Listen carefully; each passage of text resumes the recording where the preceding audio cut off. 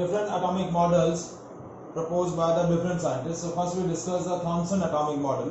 So according to the Thomson, an atom is a positively charged sphere in which positive charge is uniformly spread within the region and the negative charges are embedded like seeds in a watermelon or like fruits or plum in the pudding.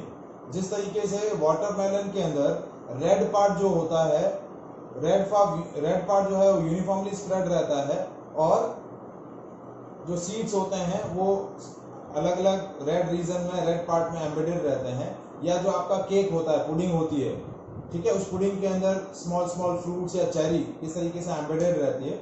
उसी तरीके से जो atom है, atom जो है एक positively charge sphere है. इस पॉजिटिव चार्ज स्फीयर के अंदर जो पॉजिटिव चार्ज है वो यूनिफॉर्मली इस पूरे रीजन में स्प्रेड आउट है और जो नेगेटिव चार्जेस हैं, these negative charges are embedded like seeds or like a plum in a pudding. So negative charge particles जो है वो इलेक्ट्रॉन है और ये पॉजिटिव चार्ज जो है वो क्या है, प्रोटॉन. और ये जो स्फीयर जो आपको दिख रहा है, that sphere is an atom. So an atom is a positively charged sphere where the positive charge is uniformly spread within the region and the negative charge is embedded like a seeds. Now this model, that's why this model is named as plum pudding model or watermelon model, क्योंकि इस structure को उन दोनों object से compare किया गया है, तो इस वजह से this model is named as plum pudding model और watermelon model. Now what are the important characteristic of this model? That this model basically explain the electrical neutrality of the atom. ये model क्या explain करता है कि atom electrically neutral है, कि negative charges और positive charges with in sphere के अंदर मेंटेन है, स्टेबल है. सो that model explain the electrical neutrality of the atom, कि दो अपोजिटली चार्ज पार्टिकल एक ही सिस्टम में क्या है, मेंटेन है, मैनेज है. So that model basically explain the electrical neutrality of the atom. तो आपकी इस मॉडल की एडवांटेज क्या हो गई, क्या एडवांटेज है? That explain electrical neutrality of an atom. But कुछ टाइम बाद this model was discarded because after the discovery of nucleus by Rutherford was the scientist who discovered the nucleus within the atom. तो nucleus की discovery के बाद इस model को discard कर दिया गया, क्योंकि Thomson atomic model doesn't contain such type of structure in his model. तो उस वजह से क्या हुआ, इस मॉडल को क्या कर दिया गया, डिस्कार्ड कर दिया गया. दूसरा जो मेन पॉइंट था जो थॉमसन एटॉमिक मॉडल की ड्रॉबैक के अंदर कंसीडर किया जाता है, that whenever we heat up a substance then that substance always eject the electrons. Why it doesn't eject the positive charge particle? That drawback basically explained by the Leonard एक scientist था, उसने क्या बोला कि जब भी किसी सब्सटेंस को हम हीट अप करते हैं, किसी भी मटेरियल ऑब्जेक्ट को आप हीट अप करते हैं, तो क्या होता है, उस मटेरियल से इलेक्ट्रॉन इजेक्ट होते हैं. जबकि एटम के अंदर पॉजिटिव चार्ज पार्टिकल्स जो हैं वो पूरे स्फीयर में स्प्रेड आउट है, जो एक्सेस अमाउंट में है, फिर भी वो स्फीयर के अंदर मेंटेन है. जो पार्टिकल्स नेगेटिवली चार्ज पार्टिकल जो लेसर अमाउंट में है, वो ही क्यों एक्सट्रैक्ट आउट हो रहा है. पॉजिटिवली चार्ज पार्टिकल जो एक्सेस अमाउंट में है वो हीटिंग पर इमर्ज आउट क्यों नहीं हो रहे. So that point cannot be explained by Thomson. So that's why Thomson atomic model was discarded. ठीक है.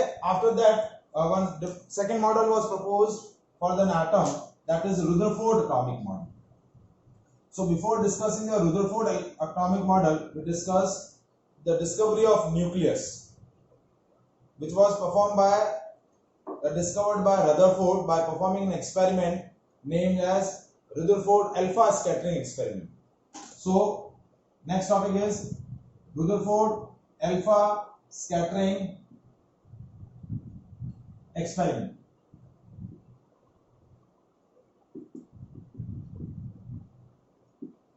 Discovery of nucleus.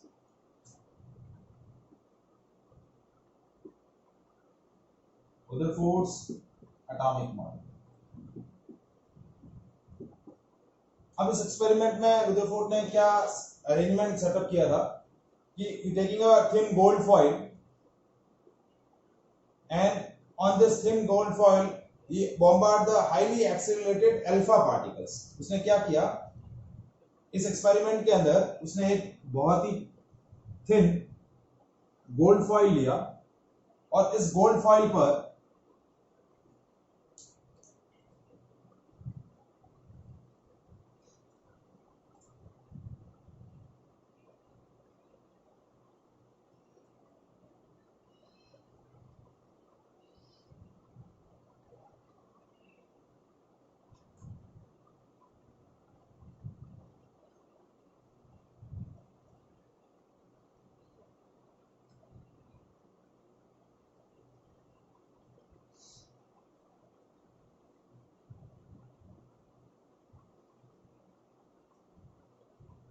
this is a slit, this is a gold foil, this is a spherical screen which is coated with zinc sulfide, and that is radium, and that is lead box. Now what was the actually arrangement of this experiment? He bombard highly accelerated alpha particles. इस radioactive ये radium क्या है? Radioactive element है.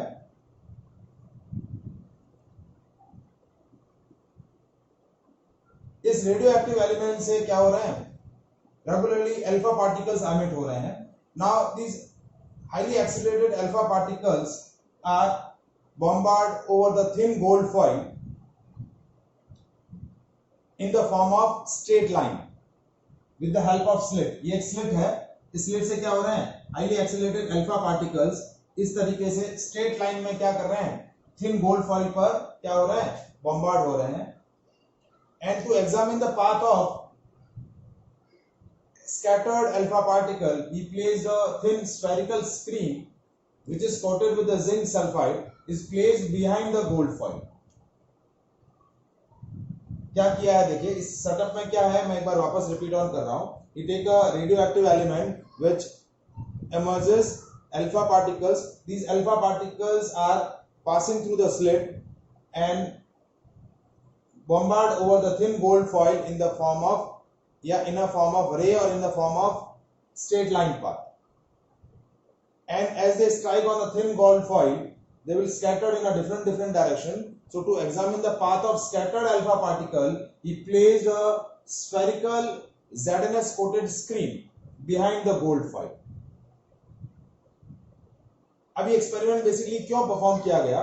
क्योंकि basically examine the Thomson atomic model, तो उस model के हिसाब से थॉमसन ने क्या, रदरफोर्ड ने क्या सपोज किया कि जैसे ये अल्फा पार्टिकल्स इस थिन गोल्ड फॉइल पर स्ट्राइक करेंगे तो क्या होगा? मैक्सिमम अल्फा पार्टिकल्स क्या होंगे? अलग अलग डायरेक्शन में स्कैटर्ड होंगे, बिकॉज थिन गोल्ड फॉइल के जो पॉजिटिव चार्ज पार्टिकल हैं वो positive charge particle in alpha particles को क्या करेंगे?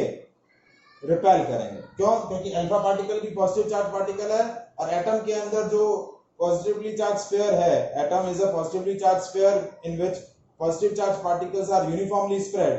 तो वो एटम के positive charged particle इन positively charged alpha particle को क्या करेंगे? रिपेल करेंगे. तो उस रिपल्शन की वजह से वो सारे पार्टिकल्स अलग अलग डायरेक्शन में स्कैटर्ड होंगे. ऐसा रदरफोर्ड ने अज्यूम किया कि उसने थॉमसन के मॉडल को करेक्ट समझते हुए क्या बोला कि जैसे मैं alpha particle thin gold foil पर बॉम्बार्ड करूंगा तो क्या होगा? मैक्सिमम अल्फा पार्टिकल अलग अलग डायरेक्शन में स्कैटर्ड होने चाहिए. But the observation was totally different. as we bombard the alpha particles on the thin gold foil, most of the alpha particle goes straight. Few of them are deflected by 0 to 90 degree, few of them deflected by 90 to 180, and out of 20,000 alpha particle, one particle is deflected by 180 degree. So that was the observations of the experiment. उसने जो सोचा था उससे totally different observations उसको देखने को मिले. उसने क्या सोचा था कि सारे अल्फा पार्टिकल अलग अलग डायरेक्शन में स्कैटर्ड हो जाने चाहिए, क्योंकि एटम के अंदर पॉजिटिवली चार्ज स्फीयर है, तो एटम के अंदर पॉजिटिव चार्ज पार्टिकल है, वो positive charge particle alpha particles को क्या करेंगे, रिपेल करेंगे, तो वो स्कैटर्ड हो जाएंगे. जबकि उसने क्या ऑब्जर्व किया कि most of the alpha particle go straight without any deviation. Few of them deflected by 90 to 180, few of them deflected by 0 to 90, and out of 20,000 particle, one is deflected by 180. So the path of scattering of alpha particle is like that. इस तरीके का path of scattering था. ये atom, इस atom के अंदर ये nucleus है. Most of the alpha particle go straight without any deviation. Few of them deflected by small deviation, and one alpha particle is deflected by 180. So that is the path of scattering of alpha particle. जितने particles उसने bombard किए उसमें से 95% alpha particle straight चले गए. कुछ particle 0 से 180 के बीच में डिफ्लेक्ट हुए और एक पार्टिकल 180 से डिफ्लेक्ट हो गए. So by observing all these observations, Rutherford conclude that most of the space of an atom is empty. कि most of the alpha particles straight pass हुए हैं, तो इस वजह से एटम का मैक्सिमम रीजन जो है वो क्या है, खाली है. Most of the space of an atom is empty. That was the first conclusion of the experiment. Second conclusion उसने क्या बोला कि जो कुछ पार्टिकल 0 से 180 के बीच में डिफ्लेक्ट हुए हैं, या एक पार्टिकल जो 180 से डिफ्लेक्ट हुआ है, तो उसका मेन रीजन क्या है कि एटम के सेंटर में एक ऐसा रीजन है जहां एटम का सारा मास कंसंट्रेट होता है, और that region of an atom is named as nucleus. Atom के उस रीजन को उसने क्या बोला, nucleus. The space within the atom where the whole mass of an atom is supposed to be concentrated, and that region is also positive charge as the charge acquired by the alpha particle. इस nucleus का charge कैसा है, positive charge है, और इस reason के अंदर atom का सारा मास कंसंट्रेट रहता है. तो ये positive charge, positively charge alpha particle को इसलिए क्या कर रहे हैं, डिफ्लेक्ट कर रहे हैं. जो अल्फा पार्टिकल न्यूक्लियस से बहुत दूर जा रहे हैं वो सीधे जा रहे हैं, लेकिन जो उसके नजदीक से होते हुए जा रहे हैं वो अलग अलग डायरेक्शन में डिफ्लेक्ट हो रहे हैं, क्योंकि अल्फा पार्टिकल भी पॉजिटिव है और ये न्यूक्लियस भी क्या है, पॉजिटिव. तो उसने क्या बोला कि एटम के रीजन के अंदर एक छोटा सा ऐसा रीजन है जहां एटम का सारा मास कंसंट्रेट रहता है, और ये पॉजिटिवली चार्ज रीजन क्या बोला गया, nucleus. And third point, that is about the size of nucleus. The size of this nucleus is 10 to the power 5 times smaller than the size of an atom. अब atom जो है वो सबसे smallest particle है matter का, but उसके अंदर जो प्रेजेंट न्यूक्लियस है उसकी साइज उससे भी बहुत छोटी है. That is about 10 to the power 5 times smaller than the size of an atom. तो बेसिकली क्या बोला जाता है कि size of atom is of range of 10 to the power -10 metre. If size of atom यदि हम कंसीडर करें तो वो 1 एंगस्ट्रॉम के आसपास रहती है. This is called 1 angstrom. तो न्यूक्लियस का साइज क्या होता है, 10 to the power -15. That is the size of nucleus. That is around 1 Fermi. 10 to the power -15 को क्या बोलते हैं, 1 Fermi. So the size of nucleus is 10 to the power 5 times smaller than size of an atom. After the conclusion of his experiment, he proposed a model which is named as Rutherford atomic model. तो उस model के अंदर क्या बोला गया उसने now we discuss the postulates of Rutherford atomic model. तो first postulate क्या था? Most of the space of an atom is empty. That is the first point.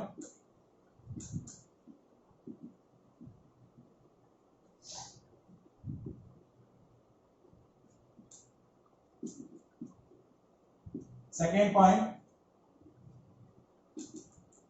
there is a small positively charged region inside the atom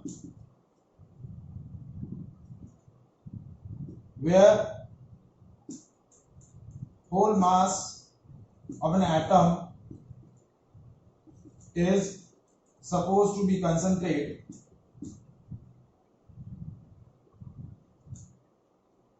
and that region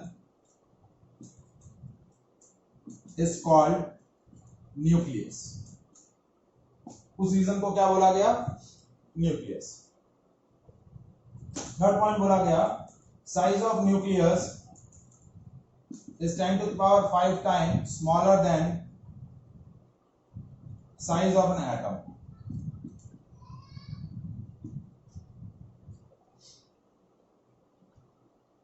ठीक है. जो nucleus है, nucleus is a positively charge region where whole mass of an atom is supposed to be concentrated. तो जितने भी positively charge particle होंगे atom के, वो सारे कहां लाई करेंगे? न्यूक्लियस के अंदर लाई करेंगे. And the fourth important point कि negatively charge electron revolve around the nucleus in a different concentric circles. चौथा पॉइंट क्या बोला गया कि इस न्यूक्लियस के अराउंड, ये आपका न्यूक्लियस है, इस न्यूक्लियस के अराउंड डिफरेंट कॉन्सेंट्रिक सर्कल्स में क्या करेंगे? ये इलेक्ट्रॉन रिवॉल्व करेंगे. जो नेगेटिवली चार्ज इलेक्ट्रॉन्स हैं, ये negatively charge electrons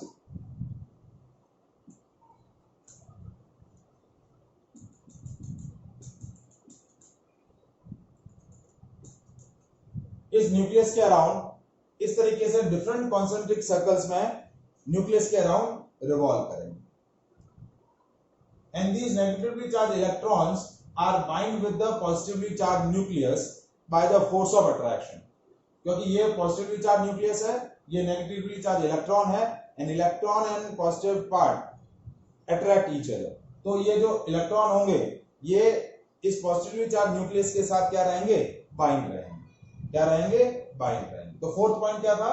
the negatively charge electrons revolve around the positively charge nucleus in the concentric circles, and these negatively charged electron bind with the positively charged nucleus through the force of attraction. So these are the 4 points of Rutherford atomic model. ठीक है. So this model was similar to our planet system. जो हमारा universe के अंदर जो planet system है, उस universe में क्या होता है? सन जो है वो सेंटर में रहता है, और उस सन के अराउंड डिफरेंट कॉन्सेंट्रिक सर्कल्स में, डिफरेंट कॉन्सेंट्रिक ऑर्बिट्स के अंदर अलग अलग प्लेनेट्स रिवॉल्व करते हैं. So that model of Rutherford resemble with our solar system. कि जिस तरीके से सेंटर में न्यूक्लियस है, वैसे ही क्या है?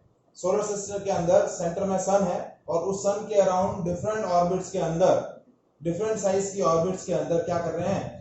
अलग अलग प्लैनेट्स रिवॉल्व कर रहे हैं. So that Rutherford model was resemble with our solar system. ठीक है. अब कुछ टाइम बाद एक साइंटिस्ट आया, मैक्सवेल. तो Maxwell was the first scientist that identify the drawbacks in a Rutherford model, because Maxwell was the scientist which discover the electromagnetic waves. Maxwell ने किसकी डिस्कवरी करी थी? ईएम वेव्स की डिस्कवरी करी थी.